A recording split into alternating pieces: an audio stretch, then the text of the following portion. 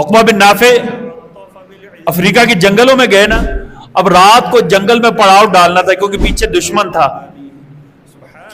جنگل کے کنارے کھڑے ہو کر اعلان کیا اس جنگل میں رہنے والے درندوں، اور میں سارے درندے شیر بھی شامل تھے، چیتے بھی شامل تھے، بھیڑیے بھی شامل تھے، سانپ بھی شامل تھے، ساری چیزیں شامل تھیں.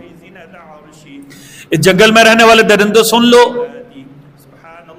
میرے لشکر میں نبی صلی اللہ علیہ وسلم کے صحابہ ہیں، ہم نے رات یہاں گزارنی ہے، تم یہ جنگل خالی کر دو. تم یہ جنگل کیا کر دو؟ خالی کر دو. اور عجیب منظر لوگوں نے دیکھا، جتنے شیر تھے، درندے تھے، کسی نے اپنے بچے کو منہ میں دابا، کسی نے کیا کیا، ساروں نے جنگل خالی کر دیا. یہ کیا تھی؟ اس کو کرامت کہتے ہیں. اس کو کیا کہتے ہیں؟ کرامت کہتے ہیں. ٹھیک ہے.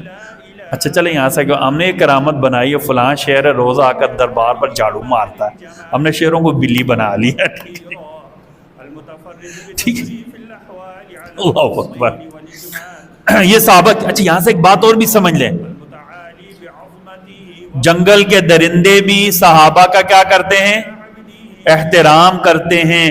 جو صحابہ کا احترام نہیں کرتے وہ جانوروں سے بھی کیا ہوتے ہیں؟ بدتر ہوتے ہیں. اولئک کالانعام بل ہم اضل. اللہ نے کہا جانور ہیں یا ان سے بھی کیا ہیں؟ بدتر ہیں. جو صحابہ کا احترام نہیں کرتے وہ کیا ہوتے ہیں؟ جانوروں سے بھی بدتر ہوتے ہیں جو صحابہ کا احترام نہیں کرتے.